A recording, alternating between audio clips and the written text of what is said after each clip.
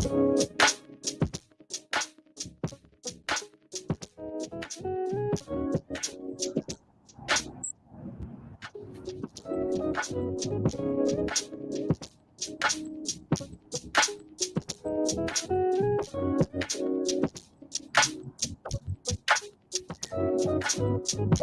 up, everyone?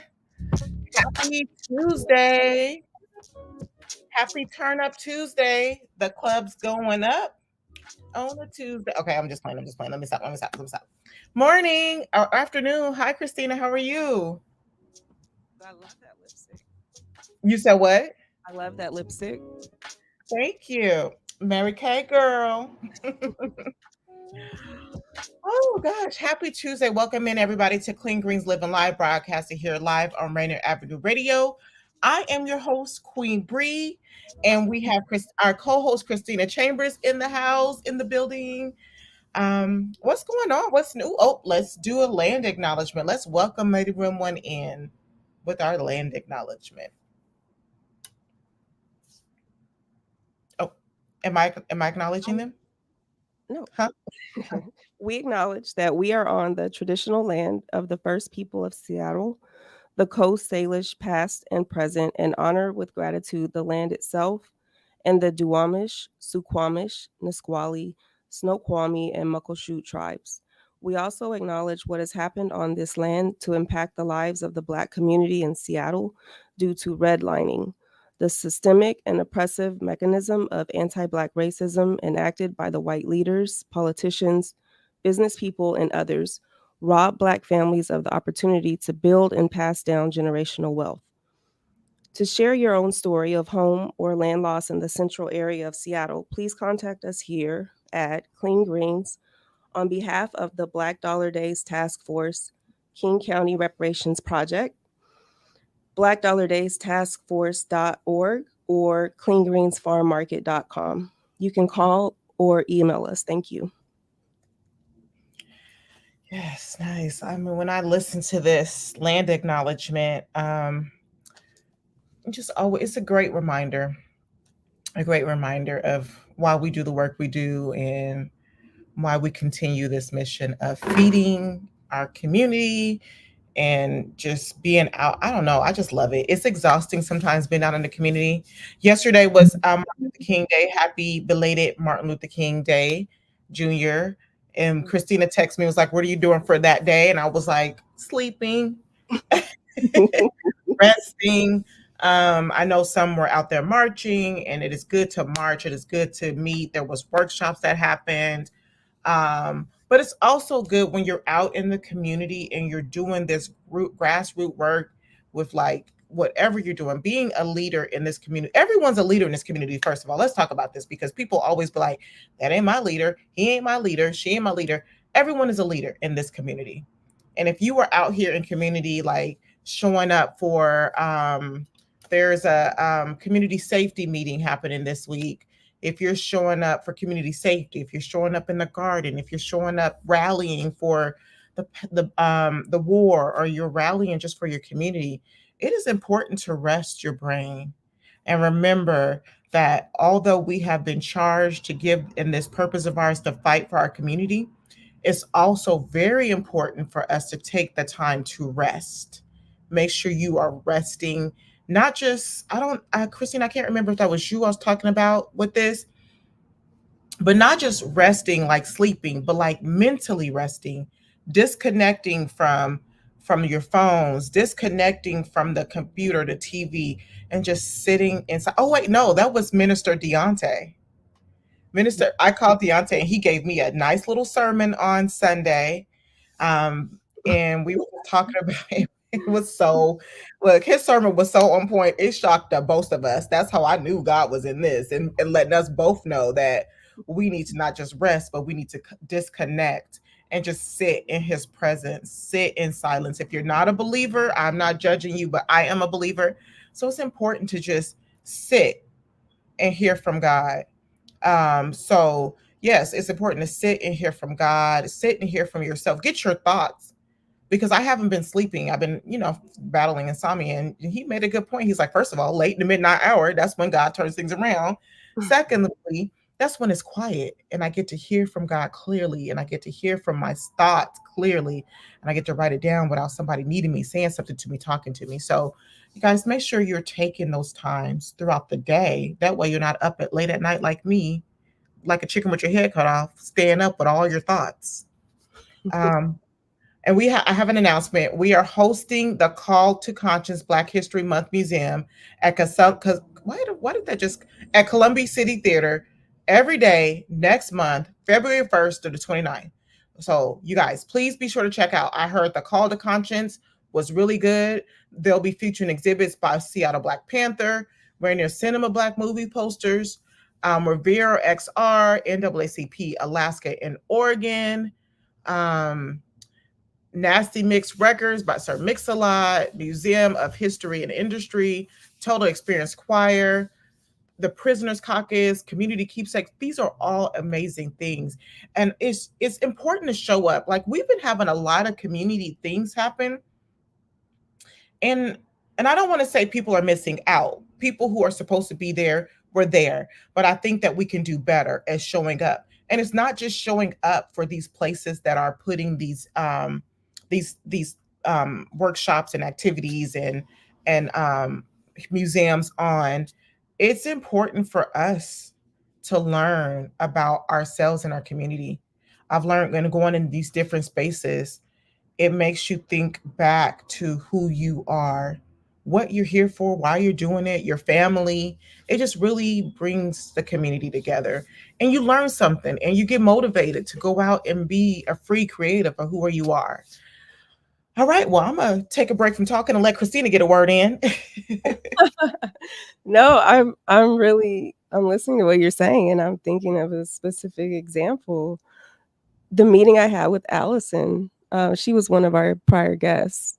She's with Noxious Weeds, and um, it was just a different Friday end, like evening. We stayed in there until closing, actually, but yeah, Right. she's just very knowledgeable, very funny, and we were just talking about weeds on a Friday evening. That's, out of my comfort zone, and she's a community member as well. She works with Chef Ariel, and by the way, we need to get her back on the show. Yeah. She's willing and ready, and we can talk about what we talked about was like basically edible weeds, medicinal weeds, why weeds are considered noxious. And so I'm like showing her these pictures of the farm and the garden spaces and all these things as a past gardener that I really just thought were weeds. I had no idea, like, oh, this will lower blood pressure, or this can fight insomnia, or there's Yeah. even, I don't know if we talked about the comfrey yet. No, we haven't talked. Well, we We talked a haven't little. for a while, Yeah, at least. I want to talk about it because this year I want to do something with the comfrey. I have plans. I feel like I took the red pill, and now my mind is like, whoosh, I have to calm myself down. Like all the things I want to try. Yeah, but now You want to you talk can about it tell now? You them can talk about about, it now, oh, huh? Comfrey Hill's trauma, and then that leads into us taking the medicinal herbs course. Yeah, Have you announced that yet? I haven't announced that yet, but we're gonna be herbalists soon. Watch out! Two beautiful Black women is about to take this farming thing by its neck, and I y'all gonna be healed holistically, mentally, spiritually, and physically. Don't play with us. We are about our community and we want to make sure you guys are taken care of. Okay. So we getting all the trainings. And that's another thing.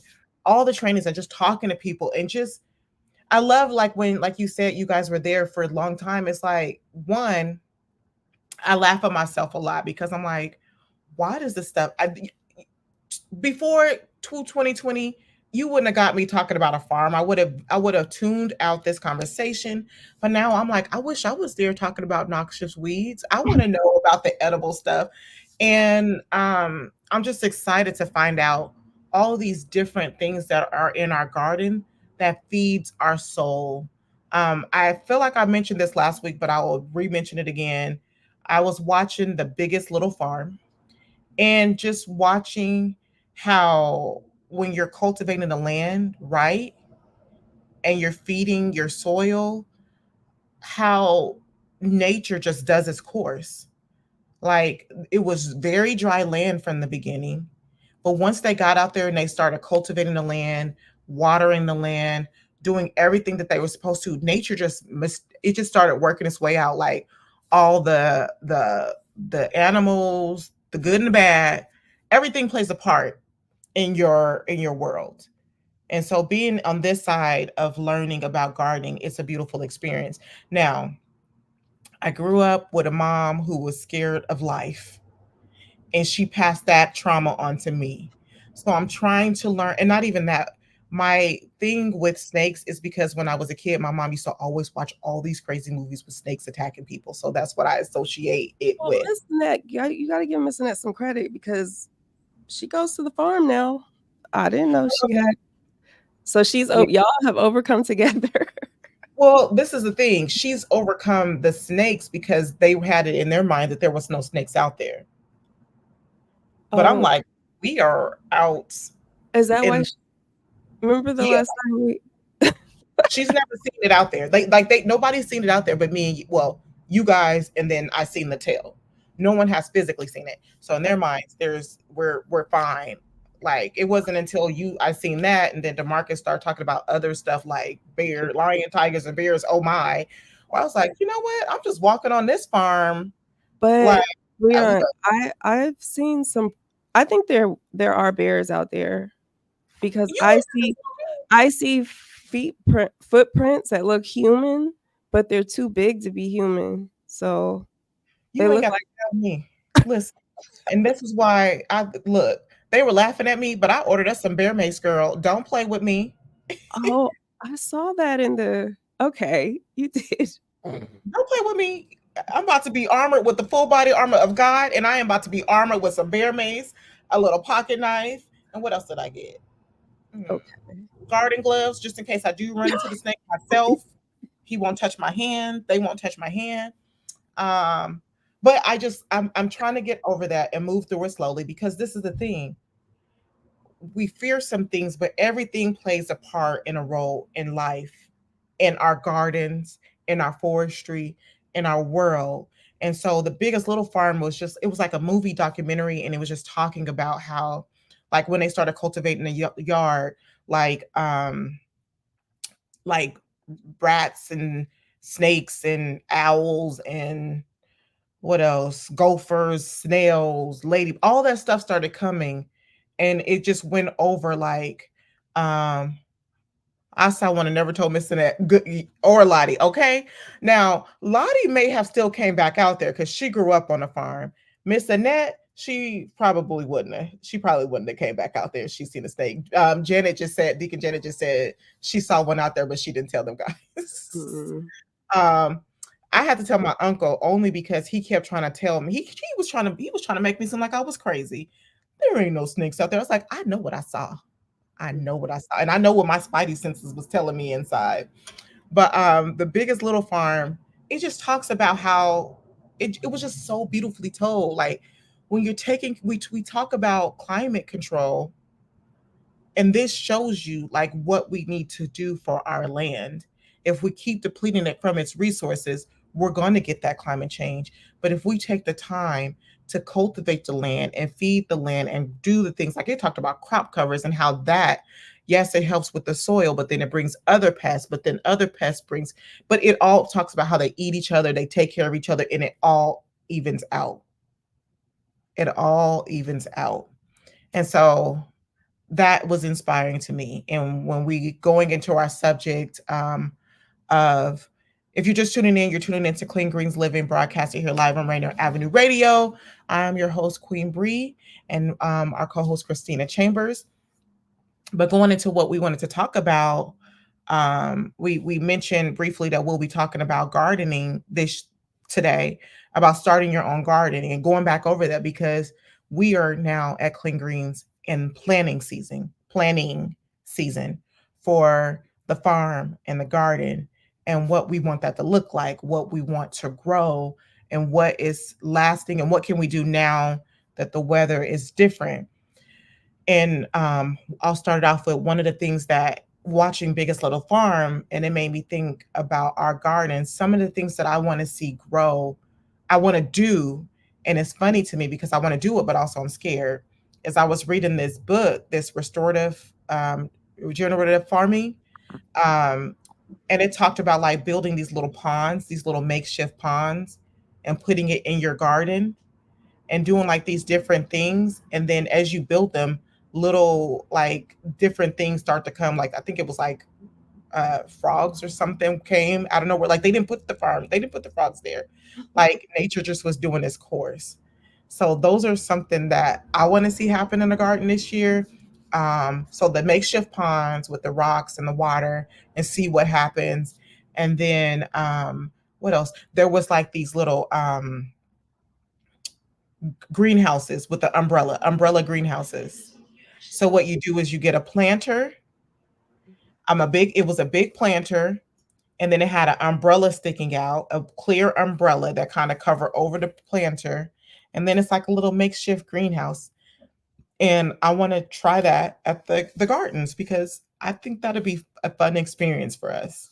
It seems like we could use. Is it just like a round, like a cylinder planter? Yeah, it was just like, well, the one I saw in the book was like a round plant, like one of those round wooden planters where it's like the wood pieces in a little space. I'll send you a picture. Okay. But Okay. those are Oh, just things. did we get the pictures of the worms? Can we talk about that while you're talking about Yeah, Daniel, do you have the pictures of the one? I- Yeah. Oh, look at that. Let me tell you a story. I ordered the worms. As soon as they came to the house, I said, Christina, they here, they on my porch. Okay. I haven't yet been in the presence of the worms, but Christina is over there nurturing them. And tell us about it. You tell us about it. we got 500 live worms in the winter, so we're giving them a chance.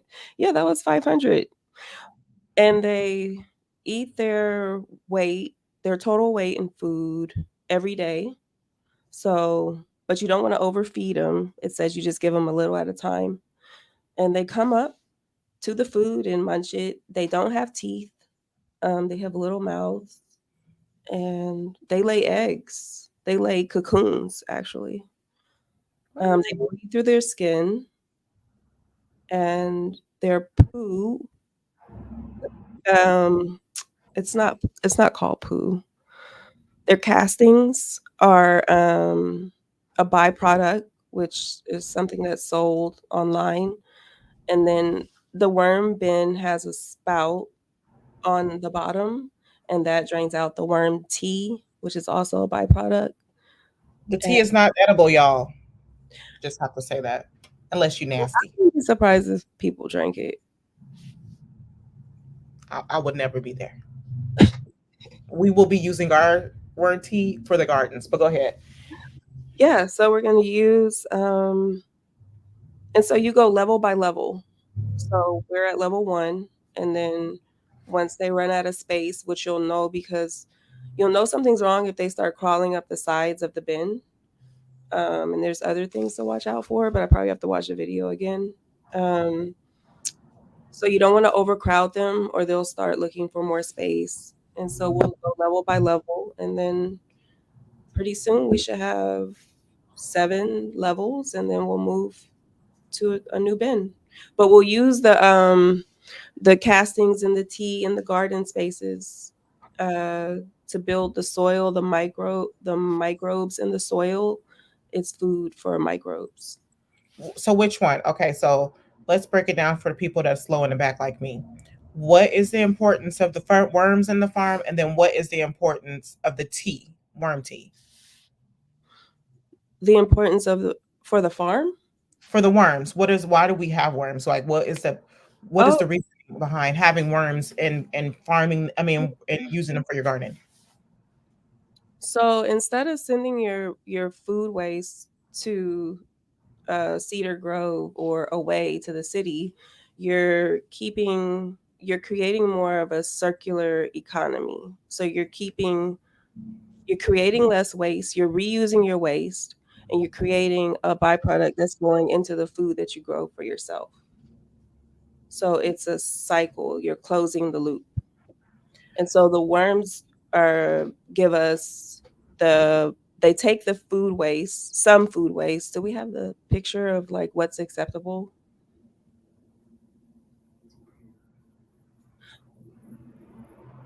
Um, you take certain food waste from your kitchen is the point. Instead of sending it away to the landfill. And that goes down even deeper to like um oh, I can give shout out to my sociology and sustainability teachers at Highline. That goes Okay. down to, yeah, the carbon level. It goes down to a carbon level. So everything it releases carbon. And so with going into like global warming, too much carbon is going into the atmosphere. It's depleting the ozone layer. It's allowing harmful things into the earth. So we want to keep the carbon. We want to capture as much carbon as possible. And the worms do that. The worms help us grow better, more food. It helps us create less waste. The It juicier saves the worm, the healthier the soil, I found. us. Yeah, yeah, pretty much. I wish I would have sent that picture where Paris was holding that worm and he told Coriel to touch it, and Coriel was like, nah. Coriel said, "Oh, he's pretty. Yeah, he said from a He's distance. usually And so pretty what is inquisitive. you know what? He's usually pretty inquisitive, like in class." Yeah, he's really inquisitive. He want to know about it, but he ain't ready to touch it. Mm. Um, and so does the worm tea does the same thing. It does. It feeds. It it creates. Are you saying as far as carbon? No, but it creates healthier soil and all the little bugs because soil is a living thing. So the more like biodiversity you have in your soil, you have better systems and you grow healthier, stronger plants, basically. I don't think people understand. Like I remember when George Floyd was killed, and we were doing those marches, and they were talking about heal the land, heal the people.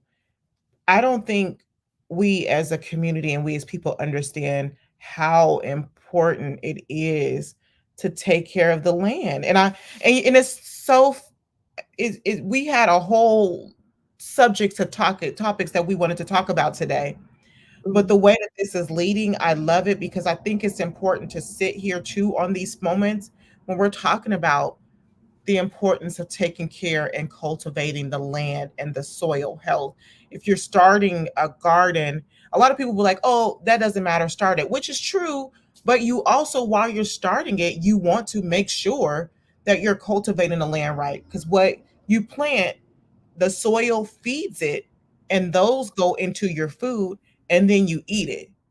So this is why we try, not try, this is why we grow, what is it? We don't use any kind of pesticides because it goes into your food and then you eat it. So this is why it's important to, is if as much as you can, when you're learning this, to focus on soil health too. Don't get so caught up in it that it has to be perfect, mhm. but we're here to show you and talk to you about the things that have worked for us and didn't work for us and what we're trying to do. And so It can be something as simple like if you want to just take one step towards gardening. King Conservation District offers 5 free tests a year, like per lifetime, per address, or something like that. But get your soil tested and just see if you need to even spend the money to bring in soil because you may not need to. So at least you'll have a kind of a guide, and they're really good at explaining the results to you. So you don't have to be like a chemist to read the results. and if your soil, let's say you got your soil tested and your soil wasn't as healthy as you would like, you could still build up from it. And that's what we did at the garden at Amy Yee. We built up. So when we started the garden at Amy Yee, we didn't dig into the ground. We built on top of it. And so we built our soil, we built our compost, and we planted in that. And then also you could put cardboard down and build on top of that. So when you're starting your garden, if your soil's not at its height, it's not the best, you start to build up. And as you build up and you garden, that stuff breaks down back into your soil, and then it helps create healthy soil from the ground. Hmm. And there's lots of groups. There's lots of little communities like we were discussing. So just like try a new thing, reach out and join a gardening group or something. Look, I ain't even gonna lie. I almost wanted to hold in that pause Why? and be like, Breon, you talk something, but you know something. I just may be a farmer after all, y'all. But no, I'm really enjoying myself. And again, I'm gonna mention this again because it's so important to watch these things. If you're not ready to read, there's so many things out there. So high on the hog, especially if you are a person of color, is Mhm. so important and intriguing to watch because it talks about the history of farming. It talks about our cultural relationships to food. It talks about cultivating the land. It talks about how important all of this stuff is to know how to not only grow your food, but knowing where your food comes from and knowing how your food is prepared. These things are so important. Even if you're a meat eater, I am definitely a meat eater, but knowing how your chicken is raised and how things are taken care of.